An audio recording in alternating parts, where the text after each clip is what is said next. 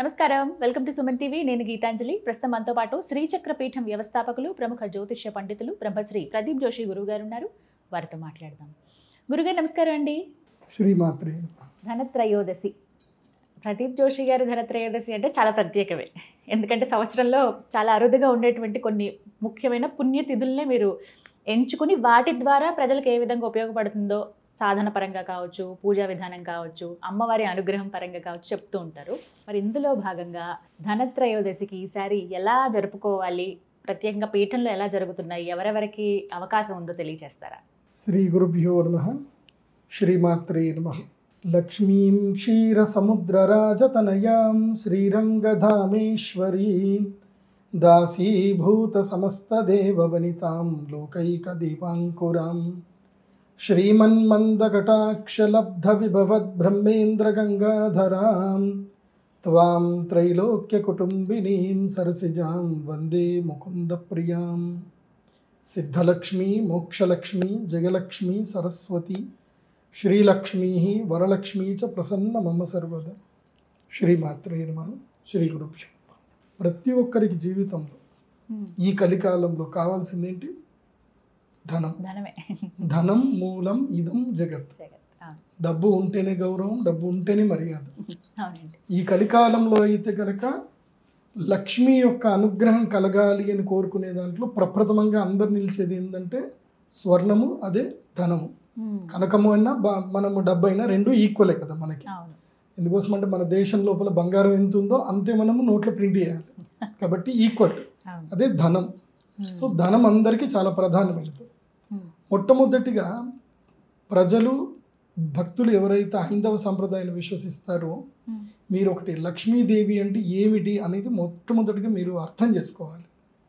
ఇందాక నేను శ్లోకం చెప్పాను. సిద్ధలక్ష్మి, మోక్షలక్ష్మి, జయలక్ష్మి, సరస్వతి, శ్రీలక్ష్మి, వరలక్ష్మి చ ప్రసన్న మమ సర్వదా.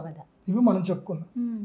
అందులోపల సిద్ధలక్ష్మి మొట్టమొదటి ఏం చెప్తున్నారు? సిద్ధలక్ష్మి అంటే లక్ష్మీదేవిని సిద్ధి చేసుకోవాలి మొదలు.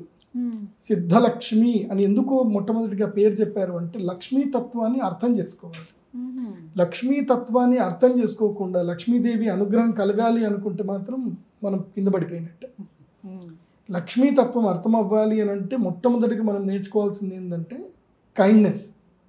ఏంటి? కైండ్నెస్, జాలి, దయా కలిగి ఉండడం. అంటే ప్రాకృతికంగా, సహజంగా మనము మన యొక్క ప్రవృత్తిని ప్రాకృతికంగా మార్చుకోవాలి. సో దయా స్వభావం కలిగి ఉండాలి, ఓపిక ఉండాలి, పేషెన్స్ ఉండాలి. అండ్ దేన్నైనా సరే యాక్సెప్ట్ చేసుకుని, ఏం జరిగినా సరే దాన్ని నవ్వుతూ యాక్సెప్ట్ చేయగలగాలి. సో ఎక్కడైతే దుఃఖం అనేది ఉండదో అక్కడ లక్ష్మీదేవి వచ్చేస్తుంది. దుఃఖం ఉంది, లక్ష్మీదేవి రాదు. ఊరికే ఏడుస్తున్నాం, ఊరికే బాధపడుతున్నాం, ఊరికే డిప్రెషన్ వెళ్తున్నాం, అమ్మవారు అనుగ్రహించదు. నువ్వే డిప్రెషన్లో ఉన్నావు, నేను ఎక్కడ నీ దగ్గరికి ఎందుకు రావాలి? నేను రాను. ఎందుకోసమంటే నేను చాలామందిని చూశాను. లక్ష్మి అంటే కేవలం సంపద అనుకుంటారు. సంపద ఉన్నటువంటి వాడికి లక్ష్మీ యోగం ఉందని మాత్రం ఎప్పుడూ అనుకోకండి. సంపద ఉన్నా కానీ వాళ్ళు సుఖంగా ఉండరు.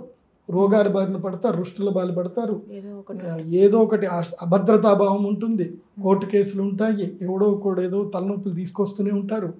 పిల్లలు దారిలో ఉండరు, వాళ్ళ పిల్లలు వాళ్ళ కంట్రోల్లో ఉండరు, వాళ్ళ పిల్లలు ఇష్టం వచ్చినట్టు తిరుగుతూ ఉంటారు.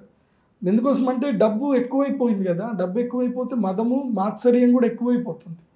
సో వాళ్ళు పబ్బులకు వెళ్ళడాలు, డ్రింక్ చేయడాలు, ఇష్టం వచ్చినట్టు డ్రైవింగ్ చేయడాలు, వాళ్ళ వీళ్ళతోటి వీళ్ళు గొడవ పెట్టుకోవడాలు, ఇదంతా లక్ష్మి కాదు.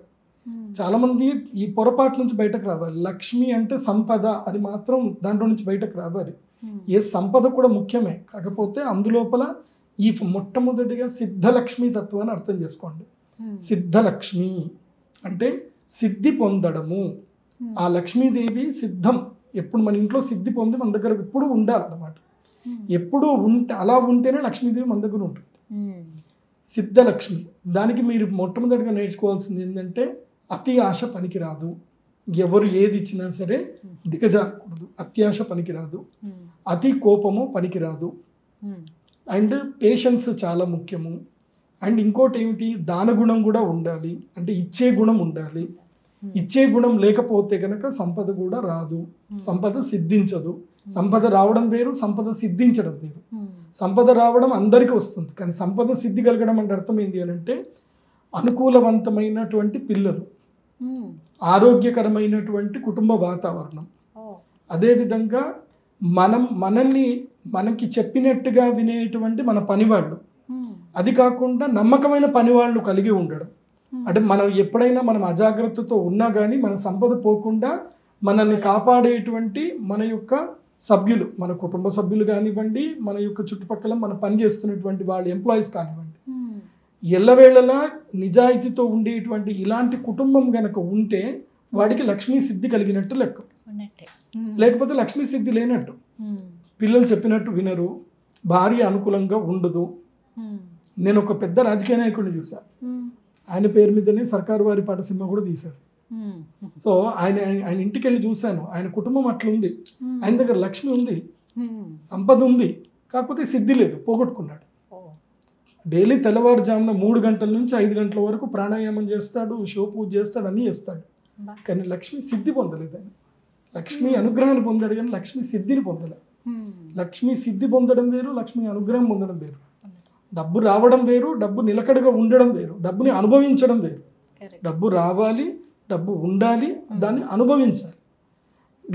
కేవలం డబ్బు వస్తే మాత్రం అది సుఖం కాదు, సిద్ధి కాదు. దాన్ని నువ్వు అనుభవించాలి, ఆ అనుభవ ఫలితాలు కూడా చక్కగా ఉండాలి. అనుభవించడం అంటే కుటుంబం అంతా అనుభవించాలి, ఆ కుటుంబంలో అందరూ ఆరోగ్యంగా ఉండాలి, కుటుంబం బాగుండాలి, వంశాభివృద్ధి జరగాలి. అదే లక్ష్మీ సిద్ధి. అందుకే లక్ష్మీతత్వంలో మొట్టమొదటిగా సిద్ధలక్ష్మి. ఈ సిద్ధలక్ష్మీ తత్వాన్ని అర్థం చేసుకోండి. డిప్రెషను ఏది కూడా డిప్రెషన్కి వెళ్ళకూడదు, ఎప్పుడు నిరాశ చెందకూడదు. రోజు ఉదయం లేవగానే మందహాసంతో నిద్ర లేవాలి. ఏది జరిగినా అమ్మ కటాక్షమే, అమ్మ నాతోటే ఉంది అని నీ మందహాసం ఎంత, నీ నవ్వు ఎంత బాగుంటే నీ ఎనిమిటి కూడా అంత నీకు భయపడాలి. నువ్వు నవ్వుతా ఉంటే నీ ఎనిమి కూడా భయపడతాడు. అందుకే పవన్ కళ్యాణ్ గారు నవ్వారు కాబట్టి వారాహిదేవి అమ్మవారు ఆయన అనుగ్రహించింది. 2 సార్లు ఓడిపోయాడు, 2 సార్లు ఓడిపోయినా సరే ఆయన నవ్వు వదిలిపెట్టలే. పవన్ కళ్యాణ్ నవ్వు వదిలిపెట్టలే, ఆయన ధైర్యం వదిలిపెట్టలే, ఆ కాన్ఫిడెన్స్ వదిలిపెట్టలే. అందుకే వారాహి అమ్మవారు ఆయన అనుగ్రహించింది. అదే చెప్తున్నా, అది నేర్చుకోండి. అది సిద్ధలక్ష్మి. తర్వాత మోక్షలక్ష్మి. జీవితం లోపల నీ యొక్క సాధన మోక్షానికి ఉండాలి తప్ప ఇంకా వేరే దానికి ఆలోచన ఉండకూడదు. మోక్షలక్ష్మి అంటే మళ్ళీ ఈ జన్మ రావద్దు, జన్మరాహిత్యమే దొరకాలి అని అమ్మవారిని మనం కోరాలి. ఎందుకోసం అంటే మోక్షాన్ని ఇచ్చేటువంటిది, మోక్షం ఇచ్చే జనార్దనాథ్ అని శాస్త్రం చెప్తుంది. నీకు మోక్షం కావాలంటే జనార్దనుని అడగాలి, అంటే విష్ణు పరమాత్ముని అడగాలి. మోక్షము అధికారం విష్ణువుకే ఇచ్చారు కాబట్టి విష్ణుపత్ని ఎవరు? మహాలక్ష్మీదేవి. కాబట్టి మోక్షము రావాలన్నా మహాలక్ష్మి అనుగ్రహమే కావాలి. నువ్వు విష్ణువుని కొలిస్తే మోక్షం కొంచెం డిలే రావచ్చేమో, కానీ మహాలక్ష్మి అమ్మవారిని కొలిస్తే తొందరగా నా బిడ్డనే వాడికి ఇచ్చేసేయి అని అమ్మవారు గట్టిగా చెప్తుంది. కాబట్టి మోక్షలక్ష్మి. తర్వాత ఏమిటి? జయలక్ష్మి. జయలక్ష్మి అంటే విజయం. సో జయకాంక్ష ఎప్పుడు కూడా ఉండాలి, ఎప్పుడు గెలవాలన్న కాంక్ష ఉండాలి, స్పోర్టివ్నెస్ ఉండాలి లోపల, ఎప్పుడు కూడా స్పోర్టివ్నెస్ ఉండాలి. దేన్ని కూడా ఓడిపోయాము, ఇది అయిపోయింది, ఇక్కడికి ఈరోజు అయిపోయింది అన్న భావన ఉండకూడదు. జయలక్ష్మి ఉండాలి. తర్వాత సరస్వతి. సరస్వతి అంటే ఏంటి? అవగాహన కలిగి ఉండడం, జ్ఞానం కలిగి ఉండడం. నువ్వు చేసే ప్రతి పని పైన, భవిష్యత్తు కార్యాచరణ పైన, అన్నిటిపైన అవగాహన కలిగి ఉండడం. సిద్ధలక్ష్మి, మోక్షలక్ష్మి, జయలక్ష్మి, సరస్వతి, ఇవి 4 ఉంటే కనుక అప్పుడు శ్రీలక్ష్మి. శ్రీ అంటే ఏంది? సంపద. శ్రీలక్ష్మి. ఆ సంపద వచ్చిన తర్వాత నువ్వు వరాలు, వరలక్ష్మి. అప్పుడు నువ్వు సంపద ఉంటే నువ్వు ఏ వరమైనా సాధించవచ్చు, నువ్వు ఏది కావాలంటే అది కొనుక్కోవచ్చు. శ్రీలక్ష్మి వరలక్ష్మి చ ప్రసన్న మమ సర్వదా. ఇందులోపల జయలక్ష్మిని మనం ఏ విధంగా అర్థం చేసుకోవాలంటే వర్కింగ్ ఆన్ కాన్స్టెంట్, అంటే అతిగా వెళ్ళకూడదు, అతి లోగా వెళ్ళకూడదు. Like tortoise and rabbit race లాగా. అంటే తాబేలు కాన్స్టెంట్గా ఒకే స్పీడ్లో వెళ్తుంది, అది అలసిపోదు. ఇదేంటి? ర్యాబిట్, కుందేలు పరిగెత్తుకుంటూ వెళ్ళిపోయి ఇంకా రావడం లేట్ అయిపోతుంది అని పడుకుంటుంది, అనేసరికి అది రేస్ లాస్ అయిపోతుంది. అట్లాగే మనం కూడా ఏంటంటే జీవితంలో కాన్స్టెంట్ ఎఫర్ట్ అనేది ఎప్పుడు కూడా కాన్స్టెంట్గా ఉండాలి. నేను రిలాక్స్ అయిపోతాను, ఇంకా అయిపోయింది అని అనుకుంటే మాత్రం అక్కడ నువ్వు ఫెయిల్యూర్ కిందకి పోయినట్టే. సో రెగ్యులర్గా కాన్స్టెంట్ ఎఫర్ట్స్ అయితే ఉండాలి అని లక్ష్మీతత్వం మొదలు అర్థం చేసుకోండి. ఈ లక్ష్మీతత్వం అర్థం చేసుకుంటే నేను చెప్పే ఈ యొక్క ధనత్రయోదశి మీకు అర్థమవుతుంది. ఎందుకోసం ధనత్రయోదశిని మేము ఎందుకు ఎంచుకున్నాము, అమ్మవారు ఎందుకు ఎంచుకుంది అనేది ఫస్ట్ మనం అర్థం చేసుకోవాలి. అక్షయ తృతీయ మహాలక్ష్మీదేవి అమ్మవారు అనుగ్రహించినటువంటి సమయము అని చెప్పి అందరికీ తెలిసింది. అక్షయ తృతీయ అమ్మవారు సంపదిస్తుంది, అక్షయ తుల్యమైనటువంటి సంపదని కలిగిస్తుంది అని మనం అర్థం చేసుకున్నాం. కానీ ధనత్రయోదశి యొక్క అర్థం ఏంటంటే ధనత్రయోదశి అమృతత్వాన్ని ఇస్తుంది. అంటే ధనము వస్తుంది, అమృతత్వము వస్తుంది. ఎందుకోసం అంటే దేవతలకు అప్పటి వరకు సంపద ఉండే. ఇప్పుడు క్షీరసాగర మదనం కన్నా ముందు దేవతలు దేన్ని కోల్పోయారు అంటే లక్ష్మిని కోల్పోయారు, లక్ష్మీదేవిని కోల్పోయారు. అప్పుడు దూర్వాస మహర్షి శాపం వల్ల ఏం జరిగింది అని అంటే అలక్ష్మి అగునుగాక అని చెప్పి దూర్వాస మహర్షి శాపం పెట్టాడు ఇంద్రాదేవతలకి. అనగానే వాళ్ళకి పోయింది, లక్ష్మీదేవి వెళ్ళిపోయింది. అప్పుడు దేవతలు అందరూ కూడా కలిసి అమ్మవారిని ప్రార్థన చేశారు, లక్ష్మీ అనుగ్రహం కలగాలి, ఆ లక్ష్మీ అనుగ్రహం కలగాలి అని. మళ్ళీ ఇట్లా ఎవరైనా శాపం పెట్టినా లక్ష్మీదేవి పోకూడదు అంటే ఏం చేయాలి, అమృతత్వాన్ని పొందాలి అని అమ్మవారు చెప్పారు. అందుకే క్షీరసాగర మదనం జరిగింది. ఆ క్షీరసాగర మదనంలోనే లక్ష్మీదేవి అమ్మవారు ఆవిర్భవించారు. అప్పుడే ధన్వంతరి కూడా ఆవిర్భవించారు. ధన్వంతరి ఆవిర్భవించి ఆ ధన్వంతరి పరమాత్ముడు అందరికీ అమృతాన్ని ఇచ్చినటువంటి దివ్య ముహూర్తము ధనత్రయోదశి. అందుకే ధన్తేరస్ అంటారు దీన్ని. ఇది ధన్వంతరి జయంతి. ధన్వంతరి స్వామివారు అమృతముతో ఆవిర్భవించి దేవతలందరికీ అమృతము పంచినటువంటి శుభముహూర్తం. అంటే దేవతలు అమృత తుల్యులు అయ్యారు, అమృతము దేవతలకి సిద్ధించింది. అప్పుడే లక్ష్మీ అమ్మవారు పూర్తిగా అనుగ్రహించింది. అంటే దేవతలు ఎందుకోసము క్షీరసాగర మదనాన్ని చిలికారు అంటే అమృతత్వం కోసం చిలికారు. అమృతత్వము సిద్ధించక మునుపు కూడా వాళ్ళకి లక్ష్మీదేవి ఉంది, కానీ అలక్ష్మి అయ్యింది. అందుకే శ్రీ సూక్తంలో చెప్తారు, అలక్ష్మీర్మే నశ్యతాం త్వాం వృణే ఆదిత్యవర్ణే తపసోది జాతో వనస్పతి స్తవ వృక్షోత బిల్వః.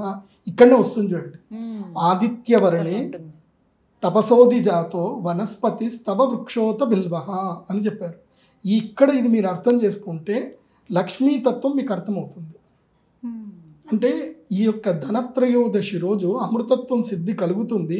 అలక్ష్మీ నాశనం జరగాలి అని అంటే ఆదిత్యవర్ణ స్వరూపంలో ఉన్నటువంటి అమ్మవారిని తపస్సు మూలకంగా దేంట్లో వనస్పతి స్తవ వృక్షోత బిల్వః అని అన్నారు. వనస్పతి అనేది ఒక ప్రత్యేకమైనటువంటి మూలిక. అది హిమాలయాల్లో మాత్రమే దొరుకుతుంది. ఎక్కడైతే శబ్దములు ఉండవో, ఎక్కడైతే నీటి ప్రవాహం చక్కగా ఉంటుందో, ఎక్కడైతే ప్రశాంతత ఉంటుందో అక్కడ మాత్రమే ఆ చెట్టు మొలుస్తుంది. ఇంకెక్కడ మొలవదు, ఆ చెట్టు దొరకదు. మనుషులు తిరిగారు అనేసరికి ఆ చెట్టు చచ్చిపోతుంది. ఆ చెట్టు సమృద్ధికి వచ్చి దాని యొక్క మూల బదనిక దొరికేంత వరకు, మూల బదనిక అయ్యేంత వరకు అది ఉంటుంది. ఆ చెట్టుని ప్రత్యేకమైనటువంటి రోజులో మాత్రమే ఆ బదనికను తీసుకుంటారు, వృక్షం యొక్క మూలని తీసుకుంటారు. దాన్నే వనస్పతి అంటారు. ఎక్కడైతే ఎవరి ఇంట్లో అయితే ఈ వనస్పతి ఉంటుందో వాళ్ళకి లక్ష్మీ సిద్ధి కలుగుతుంది. లక్ష్మీ సిద్ధి కలగడం అంటే ఇంకెవరు దారి తప్పరు, ఇంక ఇంట్లో ఎవరు దారి తప్పరు. నీ వంశమంతా కూడా సేఫ్గా ఉంటుంది. వంశంలో ఉండే వాళ్ళందరికీ లక్ష్మీ అనుగ్రహం ఉంటుంది. కేవలం నీ ఒక్కడికి కాదు, చాలామంది లక్ష్మీ అనుగ్రహం ఒక్కడికి అనుకుంటారు. నీ వంశానికి మొత్తం, నీ రాబోయే తరాలందరినీ కూడా కాపాడగలిగేదే నువ్వు చేసే సాధన. ఎందుకోసమంటే ఈ వంశంలో నువ్వు ఏదైనా సాధించవు. ఇప్పుడు ఉదాహరణకి నేనే ఉన్నాను, నేను కష్టపడి జీవితం లోపల నేనేం సంపాదించలేకపోయాను, కానీ నా 40 ఏళ్ల తర్వాత నాకు సంపద వచ్చింది. కానీ నేను ఎంజాయ్ చేద్దాం అనే టైంకి లేరు. ఒక వ్యక్తి ఎంజాయ్ చేద్దాం అనే టైంకి వాడికి ఆ వయసు అయిపోతుంది, ఎంజాయ్ చేయలేడు, ఆయుష్ తక్కువ ఉంది అనుకుందాం. కానీ జ్యోతిష్యం ఏం చెప్తుంది తెలుసా, నువ్వు ఏదైనా సరే ఒక కర్మ చేసుకొని ఆ కర్మ మీద నీ అభిష్టాన్ని కనుక పెడితే, నీ మనసును కనుక పెట్టినట్లయితే, అంటే దీన్ని అనుభవించాలన్న తపన నీకు ఉన్నట్లయితే కనుక నువ్వు మళ్ళీ అదే వంశంలో పుడతావు, దాన్ని అనుభవిస్తావు. ఈ జ్యోతిష్ శాస్త్రం చెప్తుంది. జ్యోతిష్యంలో అష్టమ భావంలో ఉంటుంది. ఎవరైనా మరణించారు అంటే మళ్ళీ వాళ్ళ వంశంలో పుడతారా లేదా అని అష్టమంగళ ప్రశ్న వేసి తెలుసుకోవచ్చు కూడా. ఇప్పుడు మీరు కాంతారా సినిమా చూసారు కదా, కాంతార ఇప్పుడు లేటెస్ట్ మూవీలో కూడా ప్రశ్న వేస్తాడు, ఏమైంది అంటే శివలింగము ఎందుకు బద్దలైంది అనడానికి అక్కడ అష్టమంగళ ప్రశ్న వేస్తే శివుడికి కోపం వచ్చింది. శివుడు మీరు అక్కడ వెళ్ళి శివుడి సాన్నిధ్యాన్ని నాశనం చేశారు కాబట్టి శివుడి కోపం వచ్చిందని చెప్తారు. సేమ్ అట్లాగే అష్టమంగళ ప్రశ్నలో అన్ని విషయాలు తెలుస్తాయి. అందుకోసం ఇంట్లో ఏదైనా జరగడానికి ఏదైనా జరిగింది అంటే ఇప్పటికీ కేరళలో అష్టమంగళ ప్రశ్న వేసుకుంటారు. ప్రశ్న మార్గం అని గ్రంథం ఉంటుంది. నా దగ్గరికి చాలా మంది వస్తారు ఈ అష్టమంగళ ప్రశ్న వేయించుకోవడానికి వచ్చి, అసలు ఇంట్లో కంటిన్యూ మరణాలు జరిగినా ఏది జరిగినా అష్టమంగళ ప్రశ్న వేయించుకుంటారు. ఈ అష్టమంగళ ప్రశ్న ద్వారా ఈ పుట్టినటువంటి పిల్లవాడు మా వంశానికి సంబంధించినటువంటి వాడా, లేకపోతే ఈ కారణ జన్మ సంభూతుడా, లేకపోతే కర్మఫలంగా పుట్టాడా అనేది చాలా విషయాలు మనం తెలుసుకోవచ్చు. జ్యోతిష్ శాస్త్రంలో చెప్తారు. అందుకే నువ్వు సంపద ఏదైనా సిద్ధించుకున్నా ఆ సంపదను నువ్వు అనుభవించడానికి మళ్ళీ అదే జన్మలో అదే వంశంలో పుడతావు. ఆ వంశంలో పుట్టినప్పుడు మళ్ళీ నువ్వు అదే అనుభవిస్తావు. ఇది నీకు అనుభవించే యోగం ఉంటే నువ్వే అనుభవిస్తావు, వంశంలో పుడతావు. అందుకే మనం ఏం చేయాలంటే ఈ జన్మలో ఉన్నప్పుడే మన వంశానికి మనము సిద్ధి చేసి పెట్టుకోవాలి. వంశానికి సిద్ధి చేసి పెట్టుకోవాలి. అది కేవలం ధనత్రయోదశి మాత్రమే ఉపయోగం ఉంటుంది. మళ్ళీ వేరే ఏ రోజు దానికి పనిచేయదు. అక్షయ తృతీయ పనిచేయదు, వసంత పంచమి పనిచేయదు. ఎందుకోసమంటే అమృతత్వ సిద్ధి దేవతలకు ఎప్పుడు కలిగింది? ధనత్రయోదశి రోజే కలిగింది. ఇదే రోజు కలిగింది. ధనత్రయోదశి అంటే దీపావళి అమావాస్యకు మునుపు ఉన్నటువంటి రోజు. ఆ ధనత్రయోదశి జరిగింది, అమృతత్వం సిద్ధించింది. ఆ సిద్ధించిన తర్వాతనే దేవతలందరూ కూడా సంబరం చేసుకున్నారు. అదే దీపావళి. ఆ తర్వాత దీపావళి శ్రీరాముల వారు చేసుకున్నారు కాబట్టి దాన్ని దీపావళి శ్రీరాముల వారు చేసుకున్నారు అంటున్నారు. కాదు కాదు, శ్రీరాముడు శ్రీకృష్ణుడు వీళ్ళందరూ చేసుకున్న కన్నా మునిపే బండాసుర వధ జరిగిన తర్వాత దేవతలందరూ పండగ చేసుకుంది కూడా మళ్ళీ ఇదే ధనత్రయోదశికి పండగ చేసుకున్నారు. ఈ 3 రోజులు పర్వదినాలు: ధనత్రయోదశి, నరక చతుర్దశి, దీపావళి. దీపావళి మహాద్భుతమైన పండుగ కాబట్టి ఇది బాగా గుర్తుపెట్టుకోండి. సిద్ధలక్ష్మి, మోక్షలక్ష్మి, జయలక్ష్మి, సరస్వతి, శ్రీలక్ష్మి, వరలక్ష్మి చ ప్రసన్న మమ సర్వదా. వరాంకుశో పాశమభీతి ముద్రాం కరైర్వహంతిం కమలాసనస్తాం బాలార్కకోటి ప్రతిభాం త్రినేత్రమంబాం అహం జగదీశ్వరీం త్వాం. సర్వమంగళమాంగళ్యే శివే సర్వార్థ సాధకే శరణ్యే త్ర్యంబకే త్రిఅంబకే అన్నారు. ఒక్క అమ్మవారు చెప్పలే, మళ్ళీ ముగ్గురమ్మల మూల పుట్టమ్మ. శరణ్యే త్రయంబకే దేవి నారాయణి నమోస్తుతే. మళ్ళీ సిద్ధలక్ష్మి, మోక్షలక్ష్మి, జయలక్ష్మి, సరస్వతి, శ్రీలక్ష్మి, వరలక్ష్మి చ ప్రసన్న మమ సర్వదా. ఇట్లా ఇవన్నీ కూడా చెప్తారు. సో కాబట్టి అమ్మవారిని పూర్తి అనుగ్రహం చేసుకోవాలంటే శ్రీ సూక్తం పూర్తిగా అర్థం చేసుకోండి. శ్రీ సూక్తం కరెక్ట్గా అర్థం చేసుకుంటే లక్ష్మీతత్వం అర్థమవుతుంది. ఆ శ్రీ సూక్తంలో చెప్పినటువంటి వనస్పతిని ధనత్రయోదశి రోజు మా పీఠంలో ఇస్తాం. మళ్ళీ ఏ రోజు కూడా అది ఇవ్వం, ఏ రోజు ఇవ్వం. మళ్ళీ మీరు నెక్స్ట్ డే వచ్చి నాకు కావాలండి అని అంటే నెక్స్ట్ ఇయర్ రండి అని చెప్తాను. అప్పటిదాకా లేదు. ఎందుకోసమంటే దీనికి ఒక కారణం ఉంది. ఆ కారణం ఏందో మీకు చెప్తాను. మీరు ఇవి కంటిన్యూ చూడండి, ఎపిసోడ్స్ అన్ని కూడా చూడండి. ఈసారి ధనత్రయోదశి స్పెషల్ ఎపిసోడ్స్ మీ అందరి కోసం ఇస్తున్నాము. అందుకే ఫస్ట్ లక్ష్మీతత్వం ఈ ఎపిసోడ్ ద్వారా అర్థం చేసుకోండి. తర్వాత ధనత్రయోదశి పూజ ఎలా చేయాలి, ఇవన్నీ విషయాలు కూడా మీకు చెప్తాను. చక్కగా వివరించారు గురుగారు. ధన్యవాదాలండి. శ్రీమా.